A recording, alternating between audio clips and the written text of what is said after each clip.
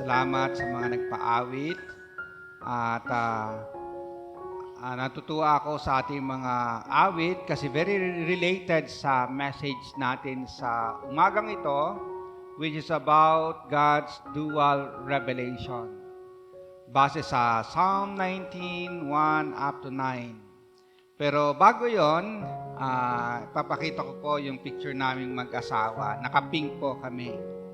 Yeah, katulad ng mga song leaders kanina naka-pink. Okay.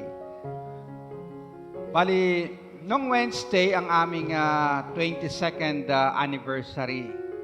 At nag-celebrate kami. Sa celebration sa akin, alalahanin yung paano ako nanligaw kay Lynn. Paano ako nagpakilala sa kanya. Okay, may time na galing kami sa Baguio, may gawain ng mga pastors. Pagkatapos, bumili ako ng daming rosas. Okay, mga hindi pa siya nakabukadkad, yung bang anong tawag nun, nakaganto ulo pa lang,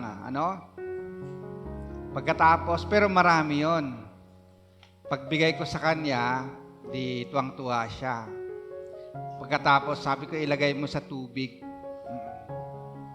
Kinaumagahan, lalo siyang natuwa. Kasi yung mga bulaklak ay nag-bloom. Namukadkad na.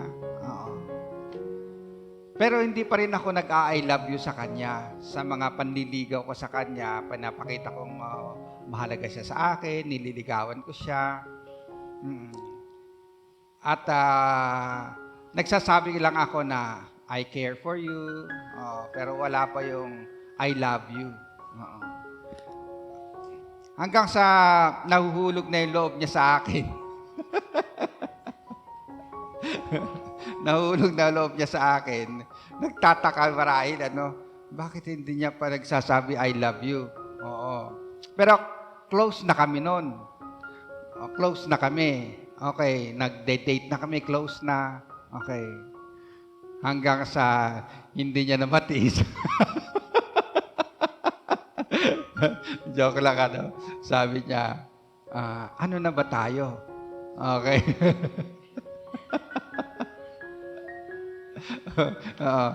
So, yun yung style ko panliligaw, Takot ako mabasted, Hindi ako nag-I love you, Okay, pero pag yung halimbawa, nakita ko na, nararamdaman ko na, then sinasabi ko yung aking words, in words. Kasi ganun yun ano ba itong puro good works yung pinapakita ko? Pero, hindi niya naririnig yung I love you. May kulang. So, kailangan kong sabihin yon. Kaya, nung time na yun, sabi ko, nakita ko may fountain, Pagkatapos, sabi ko, halika, punta tayo sa may fountain. Tapos doon ako nag-propose ng I love you. Meron pa akong kinompose na kung anong wordings, para masabi yung aking nasa puso. So, ang gusto kong ipakita dito, yung halaga ng aking paggawa, and then, yung aking pagsasalita. Kailangan sabihin ko sa Kanya. Now, yung revelation ng Panginoon, paano niya ipinakilala ang Kanyang sarili sa atin sa pamamagitan ng what we call dual revelation. Dalawa po yung pagpapahayag ng Diyos sa atin. Sa Kanyang paggawa at saka sa Kanyang salita. Basahin natin yung dito sa Belgic Confession, isa sa ating Reformed Confessions. Sabi dito, sabay-sabay nating basahin, by what means God is made known unto us. We know Him by two means. First, by the creation, preservation, and government of the universe, which is before our eyes as a most elegant book, wherein all creatures, great and small, are as so many characters leading us to contemplate the invisible things of God, namely His power and divinity, as the Apostle Paul says, Romans 1:20, all which things are sufficient to convince men and leave them without excuse. Secondly, He makes Himself more clearly, fully known to us by His holy and divine word. That is to say, as far as is necessary for us to know in this life, to His glory and our salvation. At yung inawit natin kanina, the heaven declare the glory of God. Ano yung bang yung creation, and then sa pamamagitan ng kanyang truth, yung kanyang word, nagpahayag ang Diyos sa atin. So tingnan po natin yung una. God reveals Himself in creation. Sa passage natin, verse 1 up to 6, ang tawag natin dyan ay general revelation. Paulit nga, general revelation. Sabi dito, general revelation refers to God's self-disclosure to all people everywhere through creation, the sustained order of the universe and providence, His ongoing governance of all things. It is general because it is universal, not limited to any particular people, time, or place, and does not communicate the way of salvation. So ito ay general kasi para sa lahat ng tao. Na pag nakita natin yung creation ng Panginoong Diyos, sabihin natin, wow, pinupuri dapat natin ang Diyos na nagpapakilala, nagpapahayag kung sino siya na makapangyarihang Diyos. Meron tayong tinatawag na ontological argument ng existence of God. Pero hindi po ito yun kasi ang Bible assumes the existence of God. Ang sinasabi nilang ontological argument ay dahil may creation, may Diyos. Okay. Pero yung Bible, ina-assume niya na may Diyos talaga. Hindi kailangang i-argue na may Diyos ba o wala. But the Bible, pag binabasa natin, the heavens declare the glory of God. Ina-assume niya na may Diyos talaga. Basahin natin yung passage natin sa next na slide, verse 1 to 4, sabay-sabay. The heavens declare the glory of God. The skies proclaim the work of His hands. Day after day they pour forth speech. Night after night they reveal knowledge. They have no speech. They use no words. No sound is heard from them. Yet their voice goes out into all the earth, their words to the ends of the world. Tinatawag itong poetic contradiction. Kasi, ang creation, yung heavens, the skies, sabi dito, proclaim. Pero, day after day, they pour forth speech. Meron silang speech.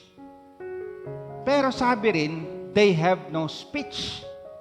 They use no words, no sound. Paano kayo yun, ano? Pero may gustong malalim na mensahe ang nagsulat nito. Na hindi boses na katulad ng boses meron tayo ang kailangan nila. Na kahit wala silang speech, their voice goes out into all the earth, their words to the ends of the earth. So the speech of creation is a silent sermon that reaches every human being on earth regardless of culture, language, and education. So, meron silang speech na kakaiba. Silent speech. Pero ito ay silent sermon para sa lahat ng tao. Ang pinakahalimbawa dito na makikita natin sa sky na binanggit dito sa ating passage ay yung star. Okay.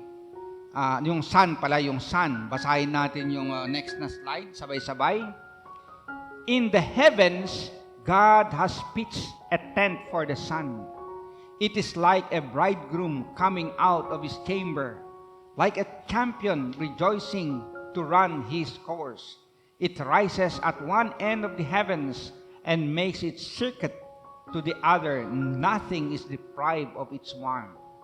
So ang example ay isang araw, yung araw na nilagay ng Diyos, na nandyan siya at lahat ay naaarawan. Nothing is deprived of its warmth. So, pinapahayag dito yung tinatawag na general revelation ng Panginoong Diyos, na lahat ng tao nararamdaman nila itong araw. Nakikita nila yung heavens, yung skies, nakikita nila at nangungusap sa lahat ng tao. So ang tawag natin dyan ay general revelation. Creation reveals God's existence, majesty, and generous care to everyone. Hindi lang tao ang naaarawan. Hindi lang tao ang nauulanan. Hindi lang tao ang nakakalanghap ng hangin. Lahat ng kanyang nilalang. Right? So, generous care to everyone. Kasama ang ibang nilalang ng ating Panginoong Diyos. Sa New Testament, pinaliwanag ni Paul sa Romans 1:20. Basahin natin na sabay-sabay. For since the creation of the world, God's invisible qualities, His eternal power and divine nature have been clearly seen, being understood from what has been made, so that people are without excuse. So, pinapahayag niya dito, pinapaliwanag ni Paul sa New Testament, yung general revelation.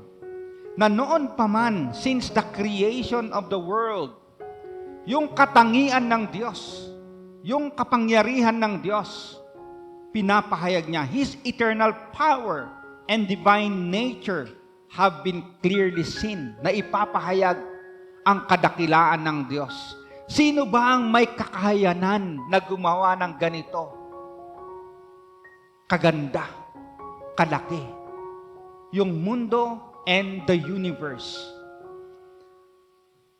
Pinapahayag ng Diyos ito sa lahat ng tao kung sino siya. So ang sabi, walang excuse. Walang excuse ang tao. Ang problem dito sa Romans chapter 1, sabi ni Pablo, imbes na yung Diyos na lumalang ang sambahin ng tao, ang kanilang sinamba ay yung nilikha ng Diyos. Yung iba sumasamba sa buwan, sumasamba sa araw. Yung iba naman gumagawa ng mga idol para yun yung sambahin nila. Dapat yung lumikha ang kanilang sambahin. Yun yung argument dito ni Pablo. Ngayon, isang theologian, ang pangalan si John Calvin, sabi niya, he describes creation as a theater of God's glory. Kung nanonood tayo ng theater, ng sine, para kay John Calvin, yung creation is the theater of God's glory. Sa kanyang isinulat din sa isang libro, Institute of the Christian Religion, sabi niya, the skillful ordering of the universe is for us a sort of mirror in which we can contemplate God, who is otherwise invisible. Dahil hindi natin nakikita ang Diyos, pero pag nakita natin yung kanyang nilalang, pwedeng mag-umpisa doon yung contemplation natin sa Diyos, na nilalang niya ang mga ito. Now, pupunta tayo sa pangalawa na kung paano pinahayag ng Diyos ang kanyang sarili. God reveals Himself in His Word sa pamamagitan ng kanyang salita. Ang tawag natin dyan, spatial revelation. Pakisabi nga uli, spatial revelation. Now, dito sa ating confession, sa Westminster Confession of Faith 1:1, although the light of nature and the works of creation and providence clearly show God's goodness, wisdom and power, leaving all people without excuse, they are not enough to give us the knowledge of God and His will that is necessary for salvation.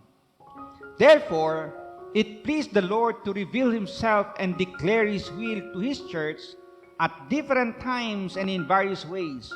Later, for the preservation of truth and the comfort of His people, God had all this written down in the Holy Scriptures, which makes the Bible most necessary.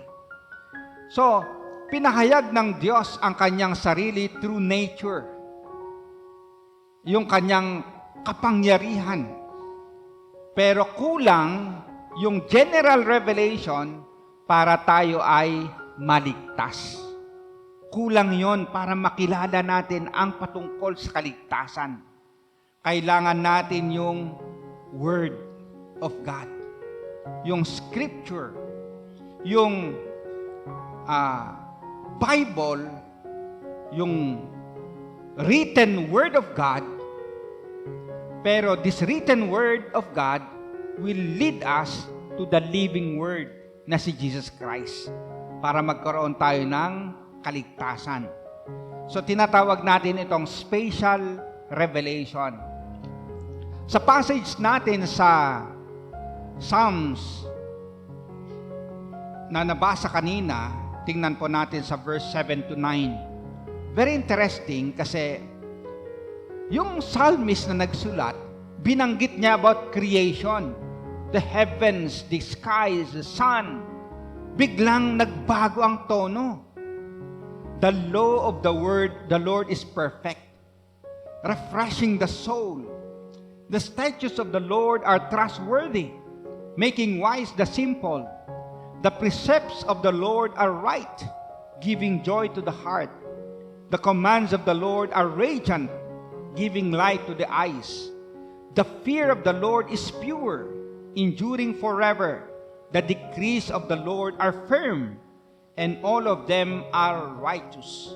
Now, yung biglang shift sa Word of God, kasi gusto ng psalmist na ipahayag kung paano nagpapahayag ang Diyos. Una, sa pamamagitan ng general revelation, which is creation. Pangalawa, through His Word. At ito yung 6 na description about the Word of God. It is perfect, it is trustworthy, it is right, it is radiant, it is pure, it is firm. Yun yung description ng Word of God. At kung sa ngayon, sabihin natin ito yung description ng Scripture, ng Bible. Now, sa next na slide, while creation shows God's glory outwardly, Scripture reveals Him personally and inwardly, restoring and guiding our lives. Gusto kong tingnan po natin yung sinabi ni Jesus Christ sa mga Jewish leaders sa next na slide. Basahin natin ng sabay-sabay. Jesus said, "You search the Scriptures because you think they give you eternal life. But the Scriptures point to me, yet you refuse to come to me to have this life." Okay. Naiintindihan ng mga Jewish leaders yung role ng Scripture, which will lead to eternal life. Naintindihan nila yun. This is spatial revelation. Ang problem, ayon kay Jesus Christ, you refuse to come to me to receive this life. Kasi dapat, every time pag-aralan natin yung Bible, nakikilala natin si Jesus Christ na ating tagapagligtas. Can you say amen to that? Lalong nakikilala natin si Jesus Christ na siya mismo ang nagbabago sa atin sa pamamagitan ng kanyang banal na Espiritu. Ito po yung sinabi ni Jesus Christ. Itong mga Jewish leaders, mga scholars, kasi sabi dito, you search the scripture. Yung nagre-research talaga sila. Pero hindi nila alam yung sikreto ng scripture. The scriptures point to me. Yung scripture points to Jesus Christ. Kumbaga, halimbawa, ito yung aking kamay. Pinopoint ko dito. Dito ko pinopoint sa TV. Ang isang bata, pag tiningnan niya yung aking kamay at hindi niya naintindihan, ang akala niyang mensahe ito, yung aking kamay. Kasi tinataas ko ginagano, nakikita niya. Hindi niya naintindihan na ang mensahe ay ito, yung itinuturo niya. Ganon yung mga Jewish leaders. Ang nakikita nila yung kamay, pero hindi nila nakikita ang itinuturo na si Jesus Christ. Kaya po mahalaga na every time na napag-aaralan natin yung Bible, nakikilala natin si Jesus at nag-grow tayo kay Jesus. At lalo nating minamahal si Jesus. Inamit natin kanina, salita mo, panghahawakan ko. Tapat at totoo. At sinabi rin natin sa awit, ang salita mo, nararanasan ko. Can you say amen to that?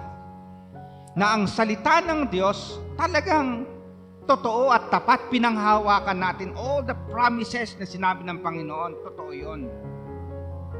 Nararanasan natin. And biglang ito yung tono ng awit. Jesus, ang salita ng buhay.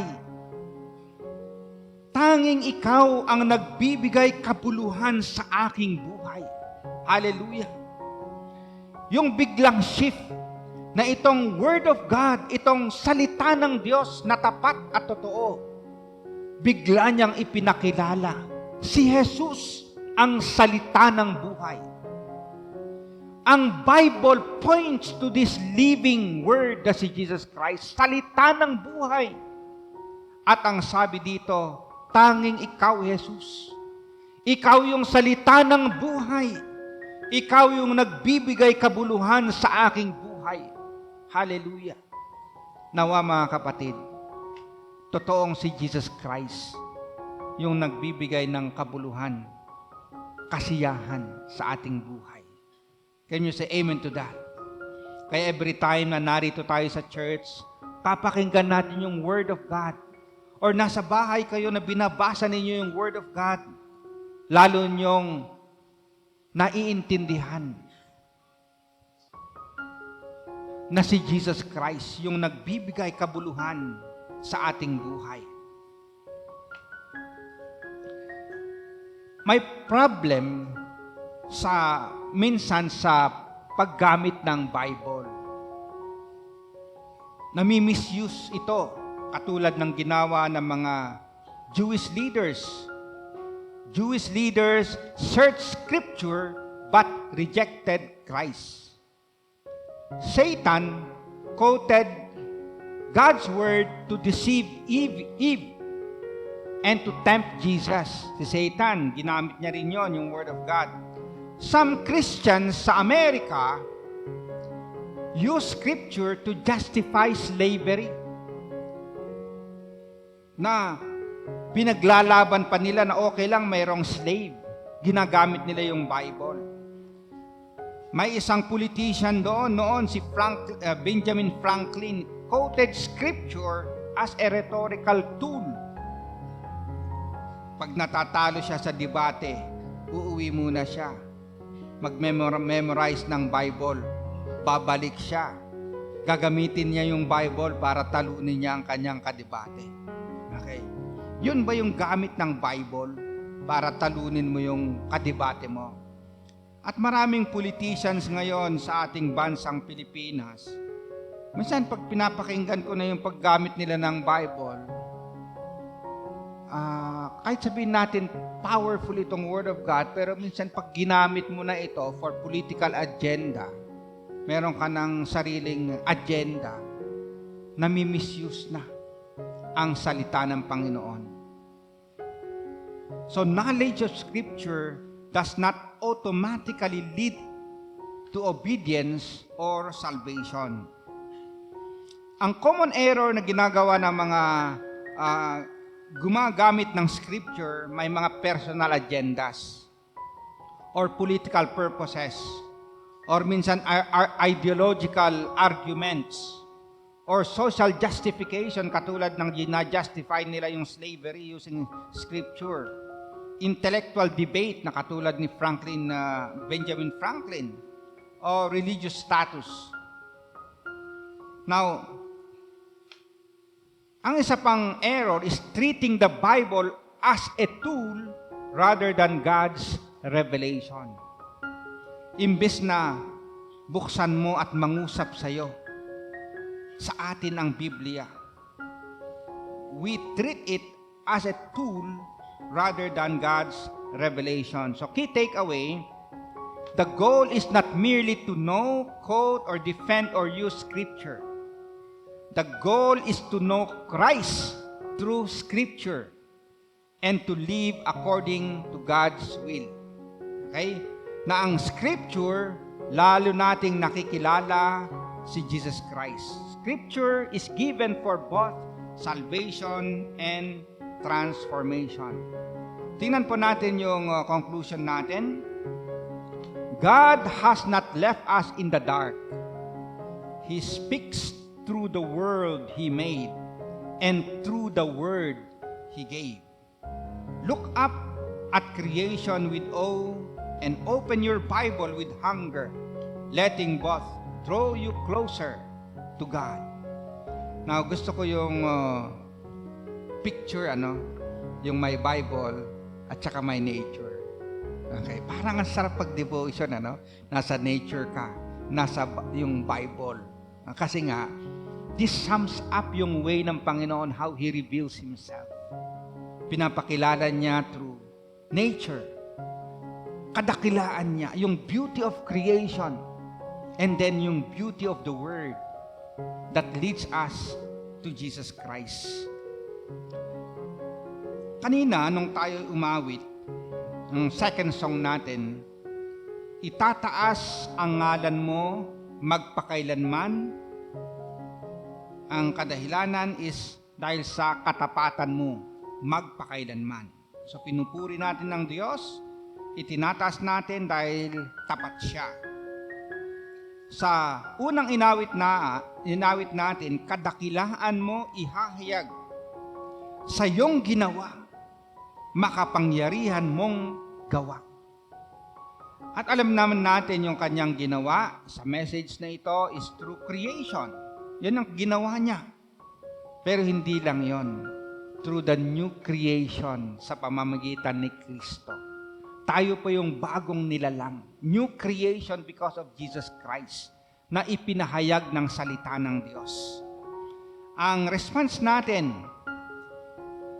ay awitin natin yung last na inawit natin kanina, which summarizes yung dual revelation ng Diyos sa atin. God reveals Himself through creation and through His Word.